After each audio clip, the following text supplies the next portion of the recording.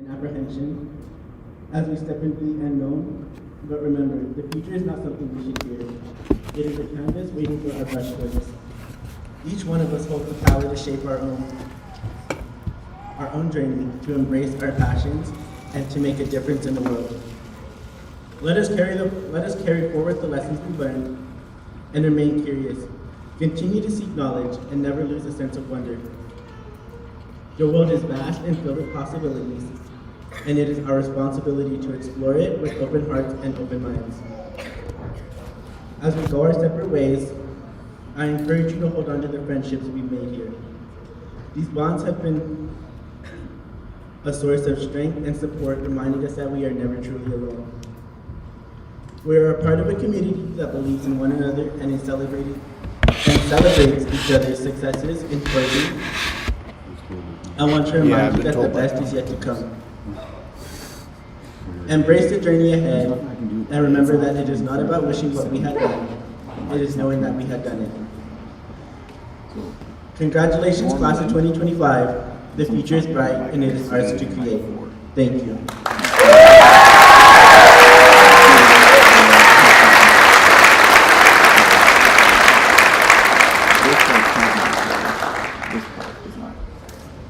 Thank you, Mr. Bender.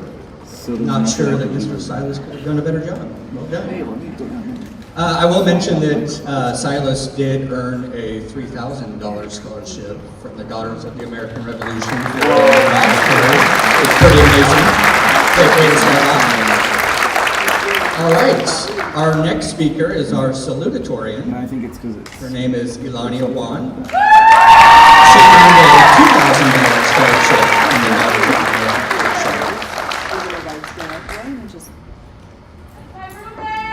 Roomies, besties.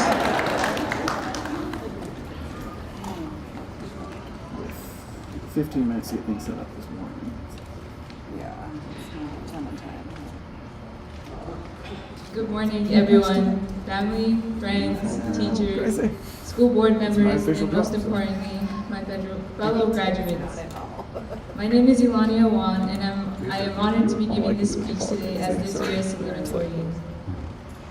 Today marks the end of one chapter and the beginning of another. We waited years for this moment, dreamed about what it would feel like to walk across the stage, to wear this cap and gown, and to finally say, we made it. And while we're all smiling, celebrating, and looking ahead, I know that for many of us, the journey to this moment wasn't always easy. For me, it wasn't. Last summer, I received news that would change everything. My grandpa was diagnosed with cancer. It was one of those moments that split your life into before and after. The summer before my senior year wasn't filled with college visits or fun plans. It was full of hospital rooms, whispered prayers, and a quiet fear I didn't know how to name. This fall, I started senior year carrying the weight of knowing time was running out. And then this November, when I was supposed to be celebrating my senior year of volleyball and applying to colleges, we lost him. My grandpa was the kind of man who made everyone feel special. He had a great sense of humor, always ready with a joke, and a generous heart, especially when it came to spoiling my brothers every time he went to town. His warmth and laughter are memories I'll always cherish. You know, grief is strange. It doesn't care about schedules or milestones. It doesn't wait for things to settle down. It just arrives, uninvited and overwhelming. Some days I didn't know how I was supposed to get through them. I questioned how I was supposed to care about assignments, tests, or college application when my heart felt shattered. Everything that once felt important seemed small. But here's the thing about hard times. They show you who you are and what you are made of. They teach you how strong you can be when life gives you no choice but to be strong. They remind you that even when you feel like giving up, there is always something or someone worth holding on for. After my grandpa passed, I knew I had to stay strong, not just for myself, but for my family, my friends, and for him. I've carried on with the goal of living a life that would make him proud, honoring his memory in everything I do. To anyone sitting here today carrying their own silent battles, I see you. Whether it was grief, anxiety, doubt, or hardship, you didn't give up, you kept going. Whether it's feeling alone, grieving the loss of a loved one, not knowing what to do after graduation out in the real world, and many more, and you still made it here. Today isn't just about grades or diplomas or what's next. It's about honoring the fact that we didn't quit. Even when it hurt, even when it felt impossible, we rose. So to my fellow graduates, as we step into this next chapter, take with you the lesson that no storm lasts forever. Through all the struggles, the pain, the moments you thought you couldn't go on, you made it, and that strength is something no one can ever take from you. And know that you are capable of surviving things once you thought you couldn't. Never give up on your dreams, not on the people who matter, and never ever on yourself. Thank you and congratulations to the class of 2025, we made it.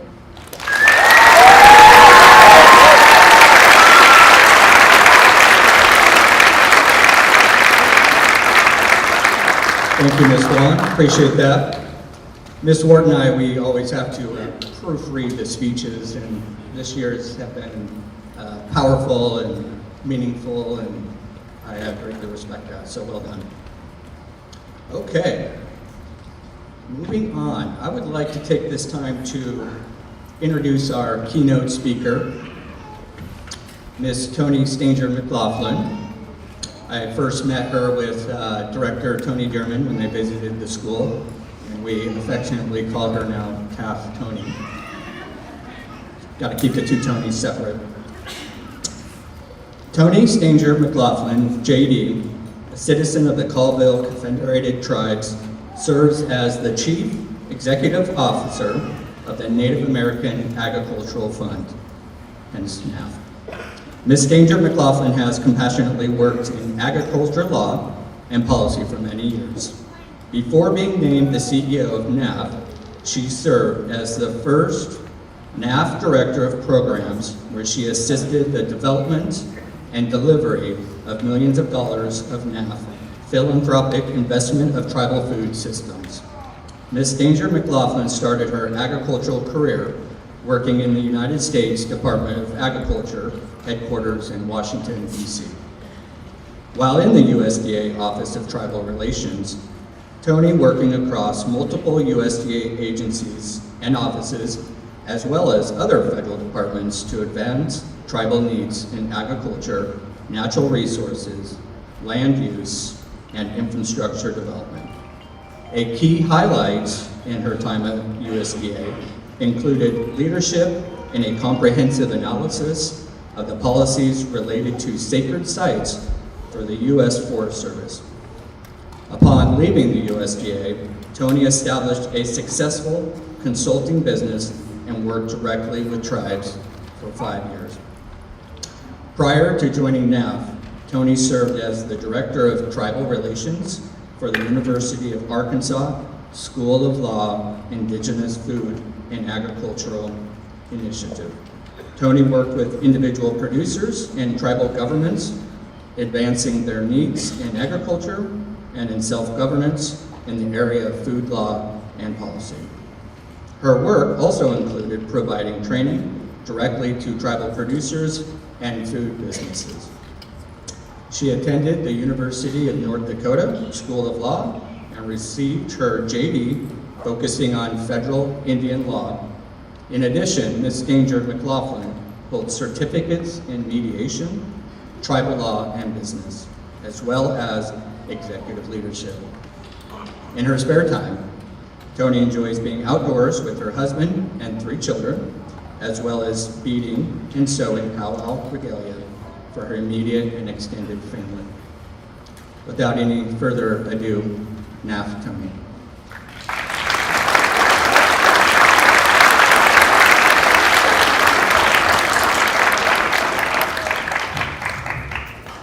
Till class is switched high school shooting Tony Stage and McLaughlin.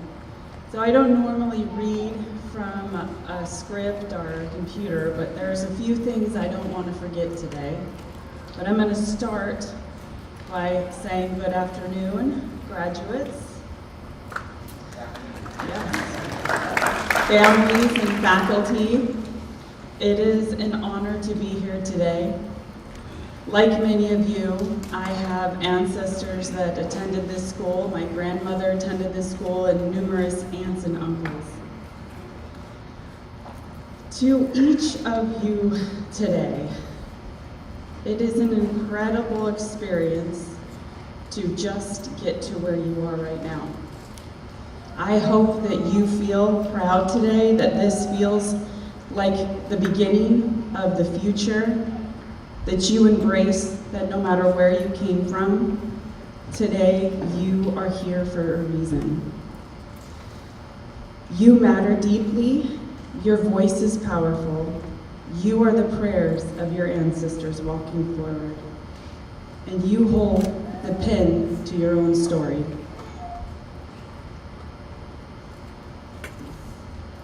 My journey began like some of yours. My mother, barely out of her teens, was in the hospital room having me when unexpectedly there were two of us. I'm an identical twin, and even the doctor didn't know. He had already left the room and the nurse had to call him back in. I had another sister at home, barely a year old, and two stepbrothers, or half-brothers, and then later on we would find two more brothers. Later in adulthood. My parents struggled. I was born on the reservation. My first house was a HUD house. And I remember vividly being a young girl, and one of the biggest arguments I ever had to date in my 46 years with my dad was over eating commodity spinach. Don't recommend. But those struggles shaped who I am today, and those struggles that you have dealt with and your family has dealt with will shape who you will become too. My father was an alcoholic, and he was a functioning alcoholic, and lots of people didn't know. But in my house, it became an issue where my mom gave my dad an ultimatum.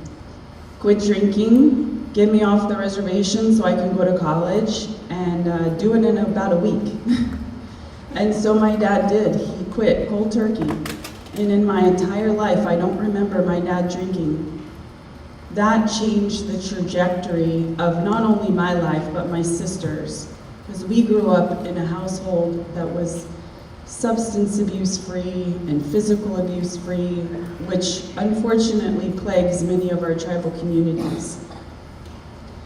But by their decisions, they have changed the future generations of my family, and they have changed a history of struggle into a future of thriving. Now, my life wasn't picture perfect, but their commitment, again, broke a cycle. And I'm proud to say that it only took one generation to break that cycle. My kids will never experience the hardships that my ancestors had to experience. It is so foreign to them, and that is a blessing. And you can impart that on your future families as well. Now, as I look back on what shaped me, there's one thing that I think made the difference, and that was that within my family and my community, I was always told that I could do whatever I want, that the future was mine. But more important, I was told that I have a duty to my family, to my community, and to my people. And that I could either make my community and family proud, or I could bring shame upon them. And that burden, as a young person, really stuck with me. And I knew that wherever I was walking, whatever I was doing, it wasn't just me. It was my community and my ancestors, and I owed it to them to try hard, to make things better for all of us. And so today I'm going to be your Indian auntie, like the ones I had, and I'm going to tell you that you are worthy and that we expect more from you, that you can do better and that you can make us proud, and that our ancestors deserve that. Our communities deserve that. This is a celebration. Oftentimes when we come together, it's for funerals, unfortunate circumstances. But thank all of you for showing up today for these graduates, because these moments are far and few between, and we need to encourage them and show up for them. So I'm going to go into this next chapter of 5 lessons I want to impart on you. And as you step into the next chapter of your life, I hope these lessons will guide you too. And the first one is total accountability and honesty. Take full responsibility for your life, not partial, total, 100% honesty throughout your days. This means owning your decisions, your reactions, your wins, and your failures. Accountability is not about blame, it's about power. When you hold yourself accountable, you put yourself in the driver's seat. So when I was growing up, my mom would tell me, "Why do you always blame everybody?" And I was a blamer. And it took me a long time to discover that, but in my early 20s, and I was off on my own, I realized what she was talking about. When I was yelling at her in the morning because the printer didn't have ink and I couldn't turn in my homework, she would tell me, "Well, if you would have done this when you were supposed to, or you would have done it ahead of time," but I didn't think about any of that. It just was her fault. She didn't have the printer ink. But when I switched that and started thinking, if I'd done this a week ago, I wouldn't be in this circumstance. That's when my life started to change for the better. So note that. Take full accountability. I'm dealing with that right now with my son. When inevitably, every morning, something's missing, can't find shoes, homework didn't get turned in, and he wants to blame me or someone else in the household for not switching laundry, and we keep telling him, "You could have done this last night. You could have got your bag ready before we left." And so knowing that at a young age will unlock a lot of potential for you. Number 2, everyone has their own reality and lived experience. So everyone you meet is carrying something invisible. Their background, their trauma, culture, worldview, they shape how they see the world. It's just like how your experiences shaped how you view the world. And each one of our journeys has made us view every experience, every interaction, every fluctuation of a tone in someone else's voice, the way they look at you or not look at you, can determine how you react. So a reminder that hurt people hurt. So next time you want to react to the way that someone is engaging with you, remember they have a different lived experience. And this also parlays into, don't think that you're the problem.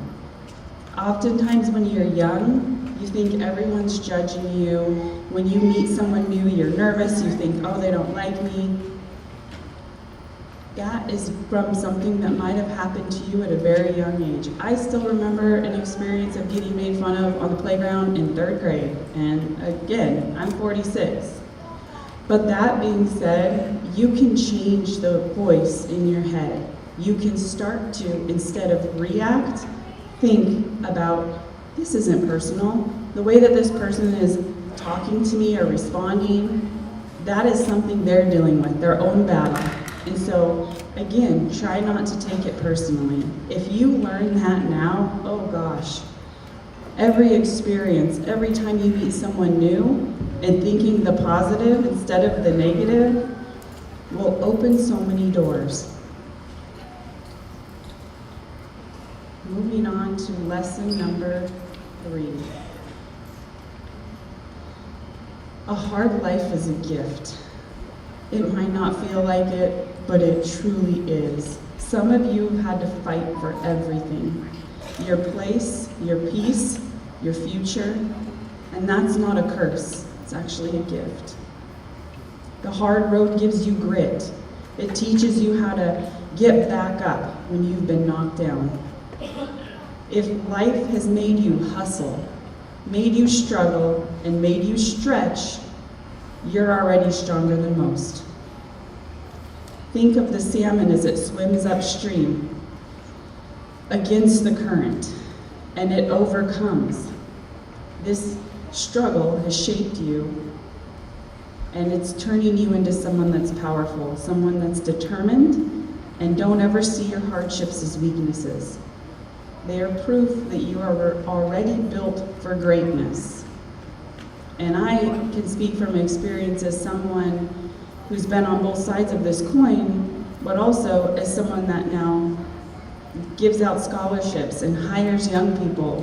When someone has had to work their way through and fight their way to where they are better employees, they are better students. So don't think of your hardships as something to be shameful of, something you should be proud that you're overcoming.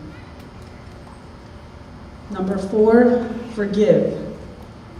This is a tough one, and this is something you'll go through for your entire life, but as you sit here as graduates, think about the circumstances that might have brought you here. Maybe it's your family, and holding on to those harms are only going to harm you. You don't have to carry the pain from the past. You can change the future by forgiving those in your past. And forgiveness can be really hard. I know that I went through having to forgive some people for some really horrible things, and at the end, I felt a huge weight, a burden lifted off of me, because I was the one carrying all that weight and pain. Not them, it impacted me, and it impacts your health. So learning how to let go, not for them, but for you, will allow you to be free and allow you to fly. Finally, 5, embrace embarrassment and being new. If any of you rodeo, a term you'll hear is greenhorn. Well, when I first started rodeoing, I was a greenhorn, and I didn't have time to be embarrassed because I was determined to win some buckles. But I know the feeling of knocking down every barrel the first time I ran a pattern. I know not having the right gear because my parents didn't have the money for it and being embarrassed, but persevering. And there's one lesson is that everyone starts somewhere. Every expert was once a beginner. And so if you get over the fear of not knowing, not having the right stuff, of not looking the part, then you can do anything you want. And you will enjoy life so much more. And I'm telling this to my son right now. When he first started playing lacrosse, he was the oldest on the team. He was learning skills that the younger kids were learning, and he was older. And I just kept telling him, embrace it. Tell them, I'm brand new. Look how good I'm doing, and I just started. And if you have that mindset, again, not being embarrassed, embracing being new, then you will be able to do whatever you want. Because so often, being embarrassed is what holds us back, that shame. Tell yourself, I'm gonna do it anyway, and watch your life expand like you never imagined. And finally, the key to all of these lessons that is central to your purpose on this earth, and that is learning to love yourself wholeheartedly. Treat yourself with the same kindness and care that you would your best friend. When you embrace self-love and acceptance, you free yourself. You will no longer need to seek validation from others, and this is a profound freedom. You will discover that you possess everything you need to make yourself whole. I worked so hard to try to prove to people that I was worthy, that I was valuable. You'll deal with this in school, you'll deal with this in personal relationships, in your intimate relationships, and oftentimes with your parents, where you just want to show them, and you think if you can show them and do everything right, then they'll be proud of you, you'll be loved. But don't seek that from them, seek it from within. And then if you get that from anyone else, that's just additional validation, but you already have it inside. When I quit seeking that from my mom, it allowed us to have a beautiful relationship. And I know that it plagues so many people.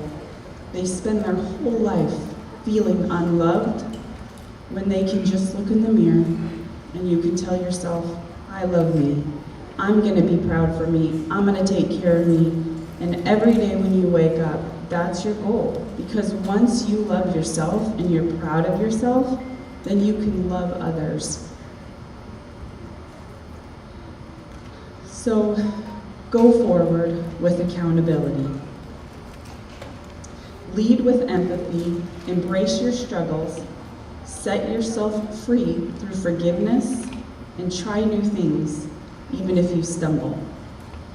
The world needs your voice. The future needs your fire. Congratulations, Chemawa, class of 2025. I believe in you, and I hope you believe in yourself too. Amen.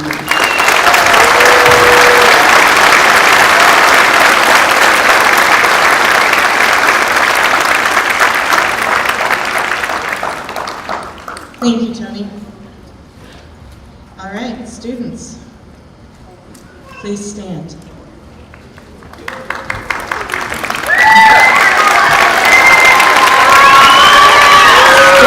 faculty, family, and guests, it is my honor to affirm that these students have successfully completed the graduation requirements of the State of Oregon and the Bureau of Indian Education.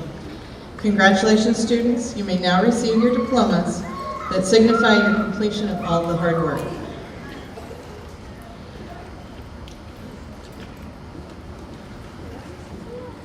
Okay, now it's the fun part.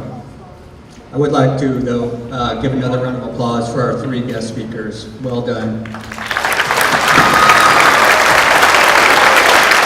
I thought I was the only one that had issues with the laundry being changed or the homework being completed on time. At this time, though, I am going to move the podium to the left, so stay tuned. This is the fun part, okay?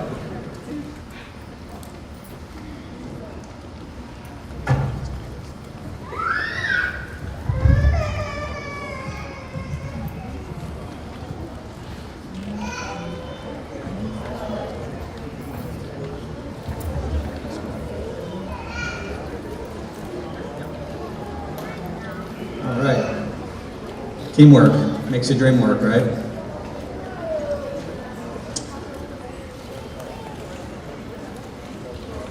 Okay. The first set of grads coming up. This is the part where I get nervous. I've been practicing all week. I'll try not to mess this up. All right, our first 2025 graduates is Natasha Littlewounded, Cheyenne River Sioux Tribe.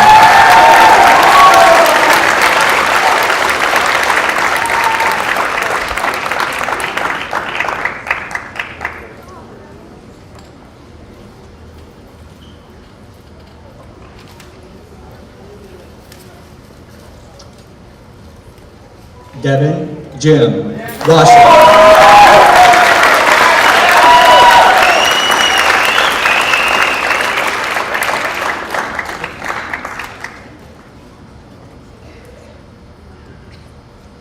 Clinton Longtree Fort Beck.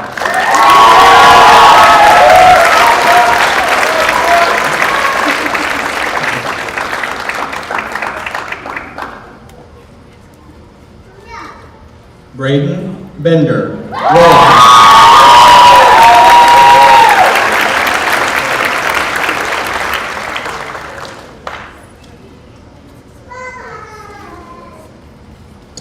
Teresa Shotnana Ponce.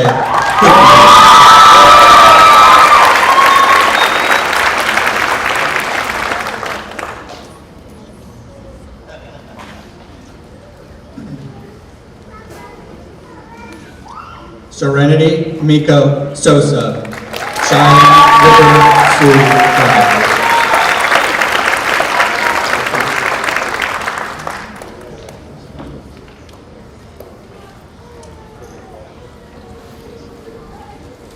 Les Lausum Boaks, Confederated Tribes of Grand Ronde.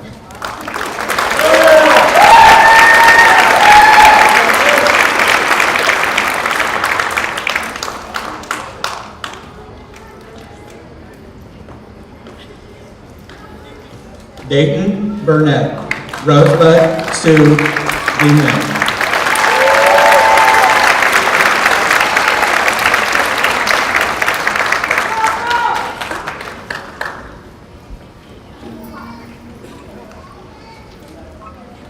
Delmer Lamson, Hopi.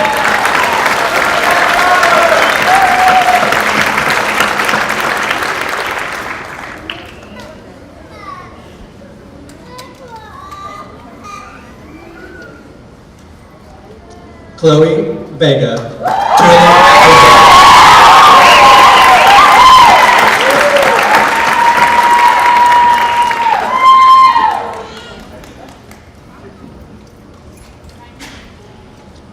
Gabriel Gruyere, Northern Arapaho.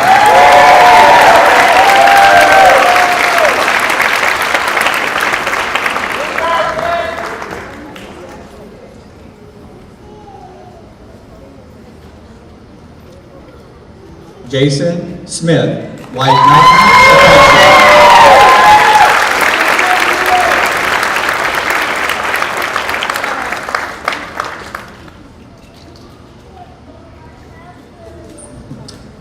Lloyd Wallingbull, Northern Arapaho.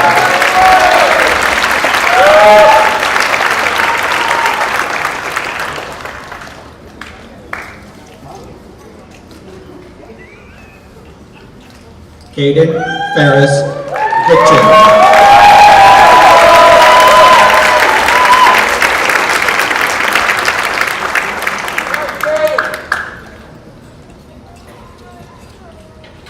Summer Dodge, White Mountain Apache.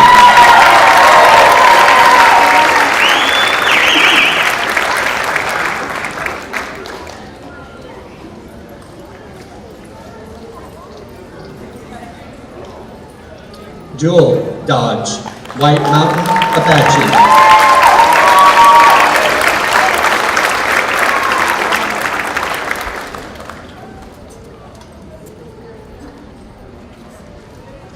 Jesse Bob Paiute Wasco.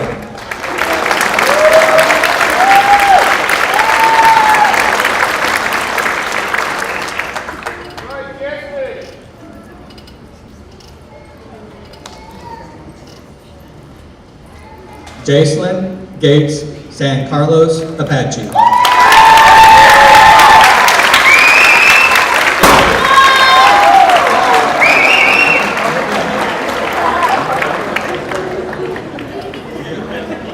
Natalie Dukapu.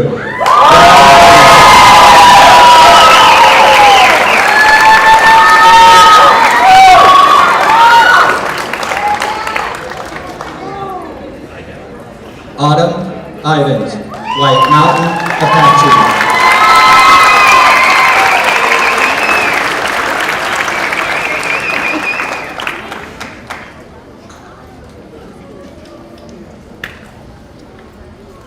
Nia Gonzalez, Sisseton Wakaton Waraka.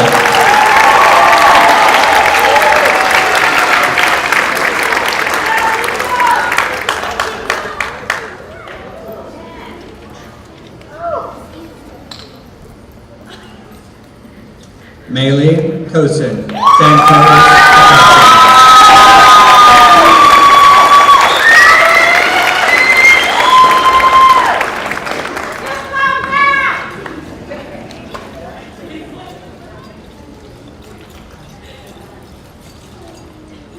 Aline Patino, Dallas Valley.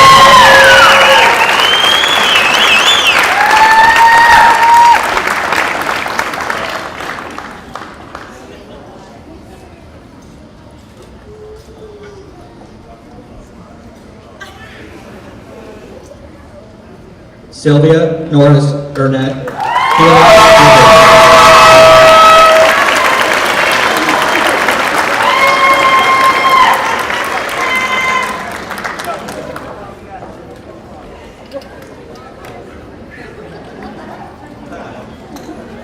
Whitney Bio, Ackerman, Georgia.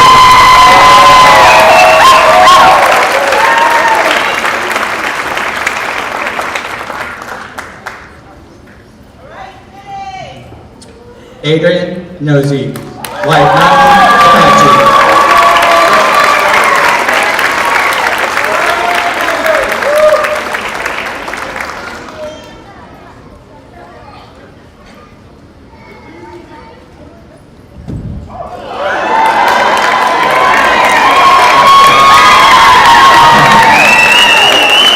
Sage Angelina Garfield.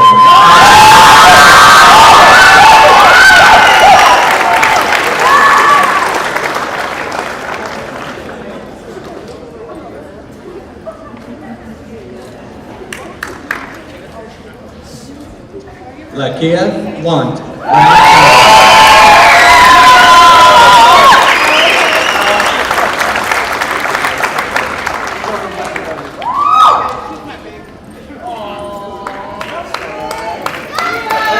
Zebra Want. Round Valley.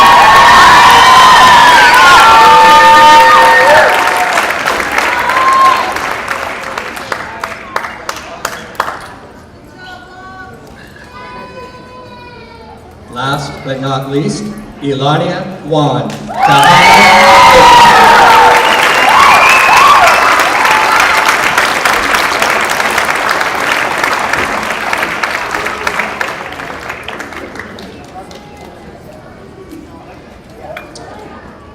And at this time, I would like to introduce you to our student body president, Teresa Shapnana Ponce.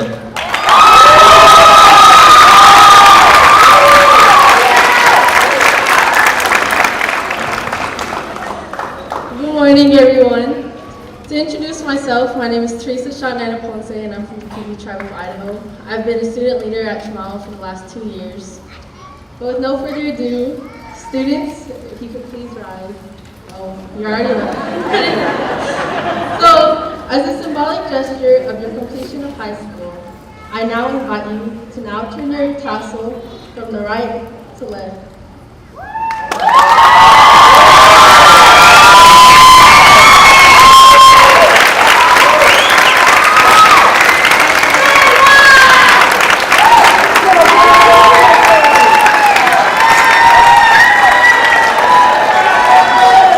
Parents, staff, and guests, as my last act as Student Council President, it is my honor and privilege to present to you the Chemawa Indian School graduating class of 2025.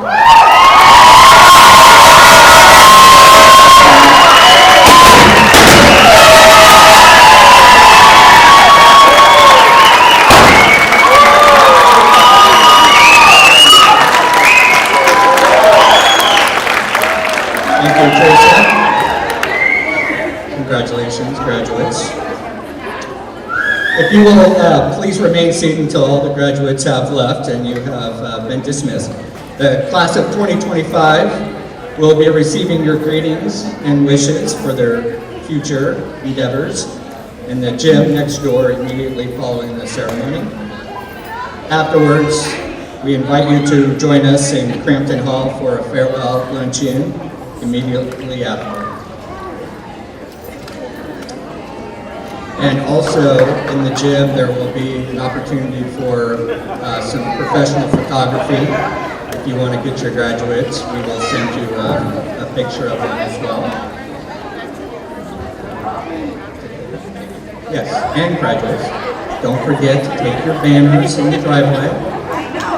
Delmer, you got it? All right, Devin? Got it? Okay. thank you for joining us today. We really appreciate it.